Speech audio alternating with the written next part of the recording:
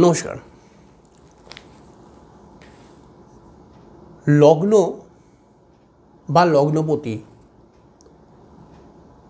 যখন আমরা জন্মছক বিচার করি তখন আমাদের খেয়াল রাখতে হয় যে সেই জাতকের লগ্ন কোনটি বা লগ্নপতি কোথায় গিয়ে অবস্থান করছে। লগ্নপতি কোনো কোনো সময় দেখি যে শুভ রাশির ঘরে চলে গেছে বা লগ্নটি শুভ রাশির ঘরে চলে গেছে বা লগ্নটি অশুভ রাশির ঘরে চলে গেছে। এইবারে বিষয় হচ্ছে যে লগ্ন যদি শুভ রাশির ঘরে যায় বা অশুভ রাশির ঘরে যায়, এরকম লগ্নপতিকেও আমরা দেখতে পারি, তাহলে পরে কী ফল হবে আলটিমেটলি। মানে আমরা প্রথম যে প্রেডিকশান করব, এই প্রেডিকশানের ক্ষেত্রে কয়েকটি ভাবধারাকে মাথায় রাখতে হবে।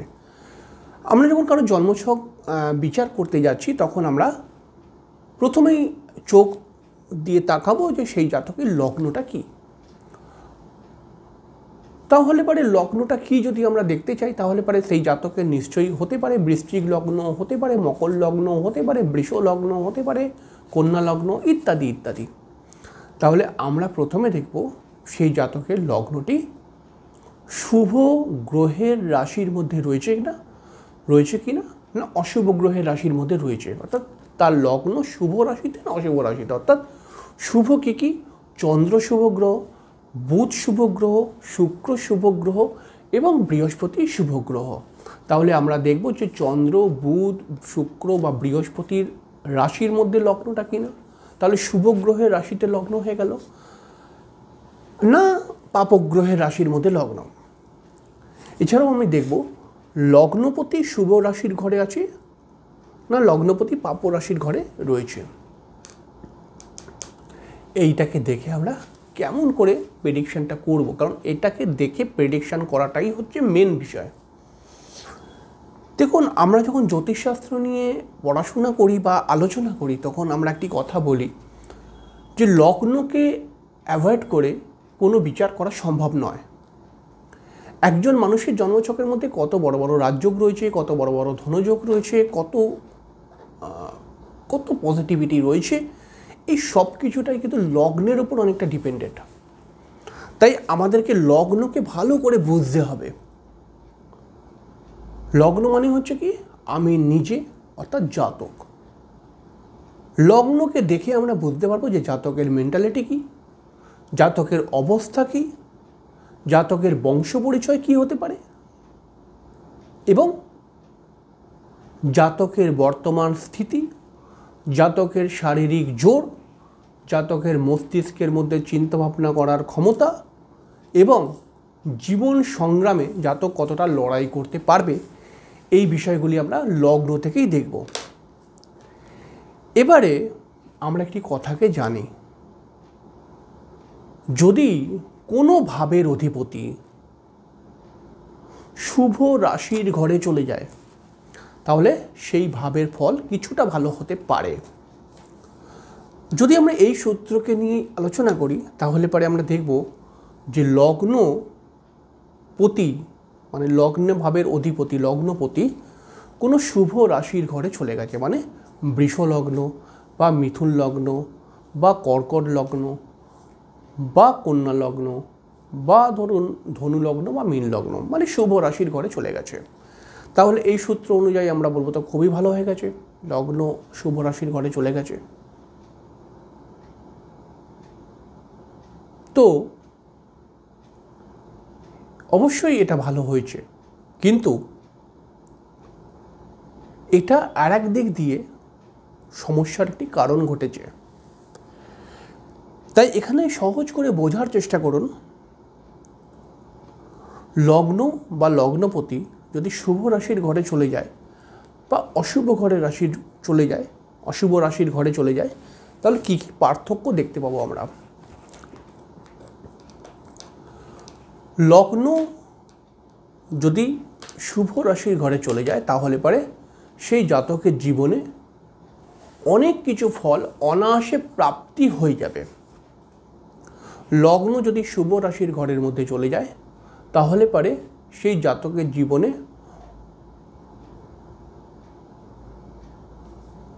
দেখা যাবে জাতক লড়াই না করে অনেক কিছু প্রাপ্তি করে ফেলবে। অনেক সময় হয় না যে হয়তো বাবা অনেক সম্পত্তি রেখে গেছে, ছেলেকে আর সেরকমভাবে স্ট্রাগল করতে হলো না, বাবার সম্পত্তিটা পেয়ে গেল।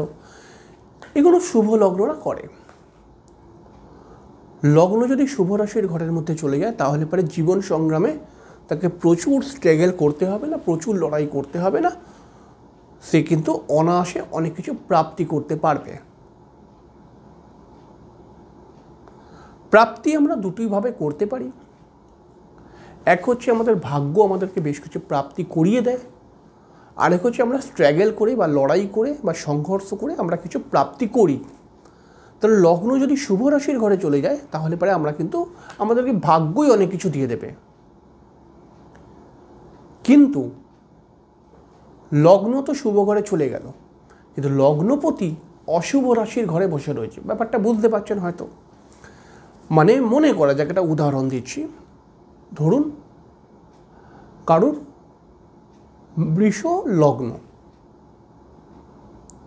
তাহলে লগ্নটা শুভ রাশির ঘরে চলে গেছে। বৃষ মানে শুক্রের লগ্ন, শুক্র মানে শুভ গ্রহ, তাহলে শুভ রাশির ঘরেতে লগ্ন চলে গেছে, সে অনেক কিছু পেয়ে যাবে। কিন্তু মনে করা যাক লগ্নপতি, বৃষ লগ্নের অধিপতিকে শুক্র, শুক্র মনে করা যাক কোনো পাপ রাশির ঘরে রয়েছে, মানে পাপগ্রহের রাশির ঘরের মধ্যে রয়েছে। মানে লগ্ন চলে গেছে একটি শুভ রাশির ঘরে, কিন্তু লগ্নপতি আলটিমেটলি পাপ রাশির ঘরে চলে গেছে। তাহলে পারে এখানে একটি সমস্যা তৈরি করবে। অর্থাৎ আপনি খুব, যেহেতু লগ্ন শুভ রাশির ঘরে চলে গেছে, আপনি খুব ইজিলি অনেক কিছু প্রাপ্তি করে ফেলতে পারবেন, কিন্তু সেই প্রাপ্তিকে ধরে রাখা আপনার ক্ষেত্রে একটু কঠিন হয়ে পড়বে, কারণ লগ্নপতি অশুভ ঘরে চলে গেছে। কোনো ভাব আমাদেরকে প্রাপ্তি দেয়, ওই ভাবের অধিপতি ওই ভাবে যে প্রাপ্তিগুলো হয়েছিল ওই প্রাপ্তিগুলোকে রক্ষা করার চেষ্টা করে, এটা হচ্ছে মূল বিষয়। তাহলে লগ্ন আমার শুভ রাশির ঘরে চলে গেছে বলে অনেক কিছু প্রাপ্তি করিয়ে দেবে, কিন্তু লগ্নপতি অশুভ রাশির ঘরের মধ্যে গেছে বলে আমরা সেই প্রাপ্তিটাকে ধরে রাখতে পারবো না, বা ধরে রাখতে গেলে মানে অনেক আমাদেরকে কঠিন সমস্যার মধ্যে আসতে হবে। তাহলে একটা উদাহরণ দিই। ধরুন আপনার লগ্ন একটি শুভ রাশির ঘরে চলে গেছে, মানে আপনার বৃষ লগ্ন হতে পারে বা হয়ে গেছে হয়তো।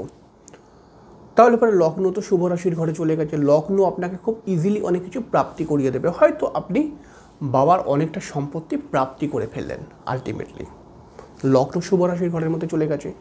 এবার বাবার সম্পত্তিটা প্রাপ্তি করে ফেললেন, এবার এই সম্পত্তিটাকে যদি আপনি চিরকাল বাঁচিয়ে রাখতে পারেন তাহলেই আপনি এই সম্পত্তির লাভ পাবেন। কিন্তু বাবা আপনাকে সম্পত্তি লিখে দিয়ে চলে গেল, মারা গেল একদিন মনে করা যাক। এবার ওই সম্পত্তি আপনার হয়ে গেল। এবার আপনার হয়ে যাওয়ার পরে ওইখানকার লোকাল পার্টির নেতা বা আশেপাশের ক্লাব এরা আপনার সম্পত্তি থেকে বিভিন্ন ভাগ চাইতে শুরু করলো। আপনার সম্পত্তির পাশের বাড়ির লোকটা বলতে চাইলো না, যখন আপনার বাবা মারা গেছে মানে ছিল তখন কিন্তু বলছে না, এখন বাবা মারা গেল তারপরে বলছে ওই যে আপনার বাবা বেড়াটা করে রেখেছিল ওইটা কিন্তু আসলে আমার জমি, এখান থেকে আরও 6 ফুট ঢুকবে। তাহলে ব্যাপারটা কি হচ্ছে দেখুন, সম্পত্তিটা আপনি বাবার কাছ থেকে পেয়ে গেলেন, কিন্তু সম্পত্তিটা কিন্তু রক্ষা হচ্ছে না, আস্তে আস্তে করে কিন্তু চলে যাচ্ছে। এইটা এরকমভাবে হয় যে লগ্ন আমার শুভ রাশির ঘরে, লগ্নপতি আমার অশুভ রাশির ঘরে চলে গেছে। তাহলে পরে আমি যদি শুভভাবে কোনো কিছু প্রাপ্তি করে নিই, বেশিরভাগ জায়গায় দেখা যায় সেই ব্যাপারটাকে আমি আটকে রাখতে পারি না, এটা বিভিন্ন দিকে হতে পারে, বিভিন্নভাবে হতে পারে। এই নিয়ে অনেক ক্রিটিক্যাল অনুষ্ঠানও আমি বলবো, বিষয়টাকে খুব বুঝতে হবে। তাহলে লগ্ন যদি শুভ রাশির ঘরে চলে যায় আমার প্রাপ্তিটা সহজে হয়ে যেতে পারে, কিন্তু লগ্ন যদি লগ্নপতি অশুভ রাশির ঘরে থাকে তাহলে সেই প্রাপ্তিকে ধরে রাখতে আমার প্রচণ্ড স্ট্রাগল ক্রিয়েট হবে। এবারে দেখুন উল্টো যদি আমরা করে দিই, মনে করে যাক লগ্ন অশুভ রাশির ঘরে, মানে লগ্ন কারোর বৃশ্চিক লগ্ন বা কারোর হয়তো মকর লগ্ন বা কারোর কুম্ভ লগ্ন বা কারোর সিংহ লগ্ন, অশুভ রাশির ঘরে লগ্ন। এবার দেখুন মজাটা, লগ্ন যদি অশুভ রাশির ঘরে হয় তাহলে পরে বলা হচ্ছে, শাস্ত্র বলছে যে তুমি কোনো জিনিস সহজে প্রাপ্তি করতে পারবে না। তার জন্য দরকার প্রচুর স্ট্রাগল, বেশ অনেক দিনের চিন্তাভাবনা এবং একটি বড় প্ল্যানিং এবং সঠিকভাবে এগিয়ে চলার ক্ষমতা। এগুলো যদি সব এক জায়গায় হয় তাহলেই আপনি প্রাপ্তি করতে পারবেন। যেহেতু লগ্ন অশুভ রাশির ঘরে চলে গেছে তাহলে এবার আপনি চট করে সব কিছু প্রাপ্তি করতে পারবেন। আপনি যা চাইবেন কিছু না কিছু বাধা আসবেই।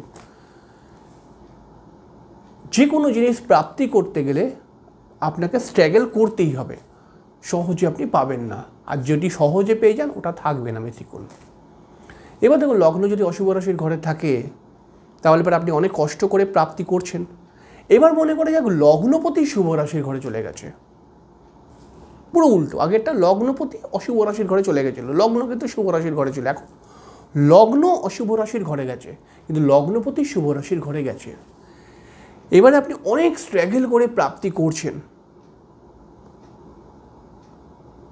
যে কোনো প্রাপ্তির ক্ষেত্রে অনেক লড়াই করতে হচ্ছে আপনাকে। তাহলে আমি কি বললাম, লগ্ন অশুভ রাশির ঘরে গেলে প্রাপ্তিতে কঠিন ব্যাপারটা আসবে, কিন্তু লগ্নপতি শুভ ঘরে চলে গেছে। এর ফলে কি হবে, যেই আপনি অনেক স্ট্রাগল করে প্রাপ্তি করলেন তখন দেখবেন একটা বন্ধু, একটা কোনো মহিলা, একটা কোনো প্রেমিক প্রেমিকা বা একটা কোনো পার্টনার এসে যাবে। সে আপনাকে একটা সুন্দর প্ল্যানিং দিয়ে দেবে যে তুই যে অত কষ্ট করে পেলি জিনিসটাকে, তাকে এভাবে রক্ষা কর। অর্থাৎ মূল বিষয় হচ্ছে, লগ্ন যদি অশুভ রাশির ঘরে থাকে তাহলে পরে আপনি যে কোনো জিনিস প্রাপ্তি করতে গেলে কঠিন সমস্যার মধ্যে পড়তে হবে।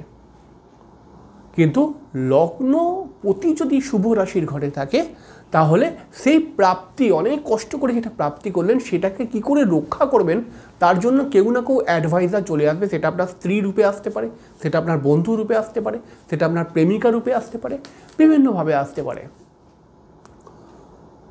লগ্ন যদি অশুভ রাশির ঘরে থাকে তাহলে পারে এক চান্সে কোনো কাজ হতে চায় না। সে অনেক সময় দেখা যায় সে বারংবার তার ভুল সিদ্ধান্ত তাকে অনেকবারই ক্ষতির সম্মুখীন করিয়ে দেয়। লগ্নপতি যদি অশুভ রাশির ঘরে থাকে তাহলে তার রিস্ক নেওয়ার প্রবণতা তৈরি হয়ে যায়, অর্থাৎ সে একটু রিস্ক নিতে পারে। লগ্নপতি যদি শুভ রাশির ঘরে থাকে তাহলে কিন্তু রিস্ক নিতে একটু দোনো মনে করবে, কিন্তু লগ্ন যদি অশুভ রাশি লগ্ন যদি শুভ রাশির ঘরে থাকে তাহলে একটু রিস্ক নিতেও সমস্যা মনে করবে। কিন্তু লগ্ন যদি অশুভ রাশির ঘরে থাকে তাহলে কিন্তু তারা রিস্ক নিয়ে চলার চেষ্টা করবে এবং কোনো কোনো সময় জিতেও যাবে। কিন্তু লগ্নপতি শুভ রাশির ঘরে বসে থাকার জন্য তারা কিন্তু অবশ্যই